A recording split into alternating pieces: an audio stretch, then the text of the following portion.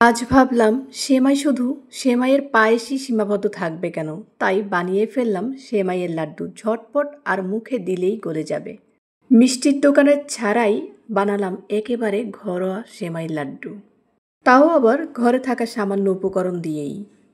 প্রিয় দর্শক, আসসালামু আলাইকুম। আজকে আমি তোমাদের তৈরি করে দেখাবো সেমাই দিয়ে লাড্ডু। তো চলো রেসিপিটি তৈরি করে নেওয়া যাক। তো প্রথমেই একটা প্যানে আমি কিছুটা বাটার দিয়েছিলাম আর কিছুটা ঘি দিয়ে দিয়েছি। তো তোমরা চাইলে শুধু ঘি অথবা বাটার দিয়েও তৈরি করতে পারো। এখানে আমি তেজপাতা, দারচিনি আর এলাচ দিয়েছি একটু স্মেলটা সুন্দর আসার জন্য। তো এটাকে আমি 2-1 মিনিট ভেজে নেব। তারপরে আমি এখানে দিয়ে দেব সেমাইটা। আমি এখানে 1 প্যাকেট সেমাই নিয়েছি, লাচ্ছা সেমাই। তোমরা চাইলে এখানে বাংলা সেমাইটাও দিতে পারো, কিন্তু লাচ্ছা সেমাইতে এটা কিন্তু বেশি ভালো হবে। সাধারণত মিষ্টির দোকানে এই লাচ্ছা সেমাই দিয়েই এই লাড্ডুটা তৈরি করে। তো আমিও লাচ্ছা সেমাই দিয়ে তৈরি করছি। আর এখানে আমি 1/2 কাপ পরিমাণ চিনি দিয়েছি। চিনিটা তোমাদের পরিমাণ অনুযায়ী দেবে। যদি চিনি বেশি খাও সেক্ষেত্রে চিনির পরিমাণটা বাড়িয়ে দিতে পারো। তো নাড়াচাড়া দিয়ে মিশিয়ে নিচ্ছি। আমি কিন্তু এটা 10 থেকে 15 মিনিটের মতন ভেজে নেব। এখানে নারকেল কোড়া দিয়েছি আমি 1 কাপের মতন। নারকেল কোড়াটা আমি এখানে বেশি দিয়েছি, কারণ নারকেল কোড়াটা আমার কাছে ভালো লাগে। এটা চাইলে তোমরা স্কিপ করতে পারো। আর এখানে আমি দিয়েছি 1 চামচ পরিমাণের কনডেন্স মিল্ক। আর কনডেন্স মিল্কটা অবশ্যই দেওয়ার চেষ্টা করবে, এটা দিলে টেস্টটা কিন্তু দ্বিগুণ হয়ে যায়।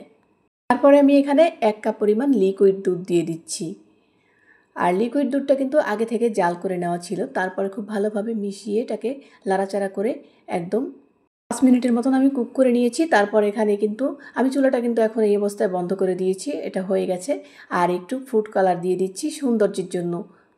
এটা চাইলে তোমরা স্কিপ করতে পারো, কালারটা না ইউজ করলেই ভালো, কারণ আমি এখানে ভিডিও করছি সৌন্দর্যের জন্য কালারটা দিচ্ছি। আর তোমরা চাইলে এটা কালারটা না দিলেও চলবে। তো দেখো লাড্ডুগুলো কিন্তু বানিয়ে নিয়েছি আমি, ঠান্ডা হয়ে যাওয়ার পরে গোল গোল করে বানিয়ে নিয়েছি। আর কিছুই করিনি, জাস্ট বানিয়ে নিয়েছি। এখন আমি এটাকে তোমরা চাইলে মাওয়াতেও গড়াতে পারো। আমি এখানে শুধুমাত্র গুঁড়ো দুধ দিয়ে এটাকে গড়িয়ে নিচ্ছি। তো এটা আমি এরকম গুঁড়ো দুধ দিয়ে সবগুলোকে বানিয়ে নেব। তো শুধু জাস্ট এরকম একটু লাগিয়ে দিচ্ছি, আর কিছুই না।